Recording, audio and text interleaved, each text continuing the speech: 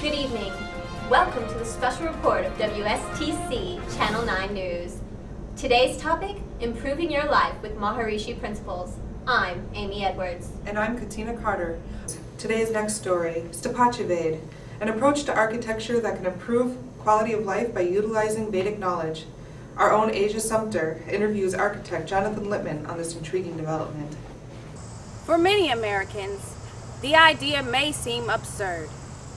How can the direction that your home is facing affect your mood, health, or fortune?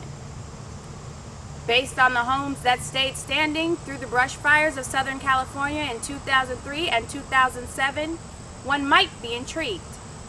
I sat down with Jon Lipman to get these answers.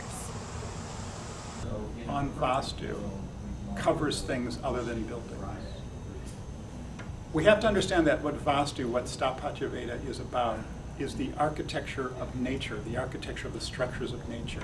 It can be applied to any architecture, to any structures that we create.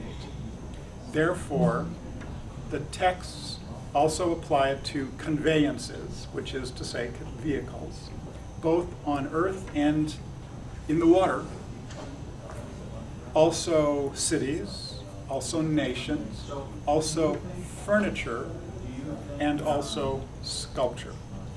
Some of the principles of Vastu can be applied to many houses, assuming that a house faces the cardinal directions, that it's not built at an angle to true north, south, east, west.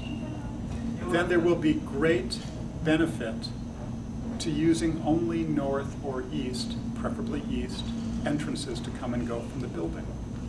And there are many experiences that people have had of just doing that and seeing some result in quality of life, sometimes by people who didn't believe in it, who may not have even known about it. And so it's very clear. A second thing that we can do is, a principle in Vastu is to have a fence or wall around a house, which again is entered from the east or the north. And anyone can do that. And we've again seen experiences where that alone was done and family life improved, or people who were working in the house, contractors, behavior became more life-supporting in very dramatic ways. In my own experience, in a house that I lived in when this knowledge first came to my attention, and it was a south-facing house with the back door, which was a kitchen door.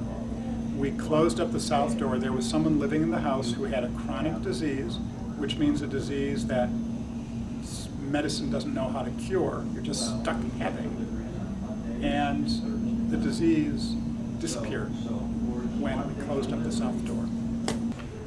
What would be your ultimate goal as a Sthapatya Veda? Reconstruction of the world.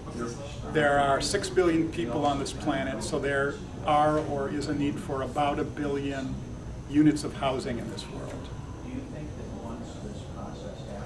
And it is not true that everybody now has housing. There are many people who by choice or through poverty don't have a dwelling, but most people aspire to one.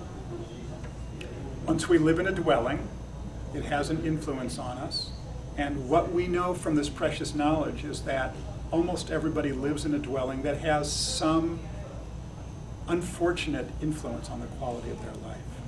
And so what Maharishi wanted was, once he discovered this and he understood and tested this ancient Vedic knowledge and personally experienced that it is completely transforming, he wanted everybody to have it. And I serve that desire of his.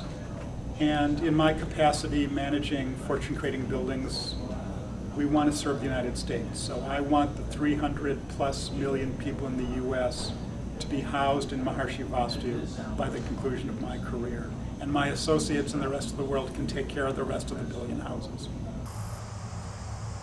Jon Lipman's goal to get the entire nation into Sthapatya Veda homes is no small task. But with a vision of bringing greater happiness and prosperity to everyone, who could debate it? I'm Asia Sumter for WStC Channel 9 News.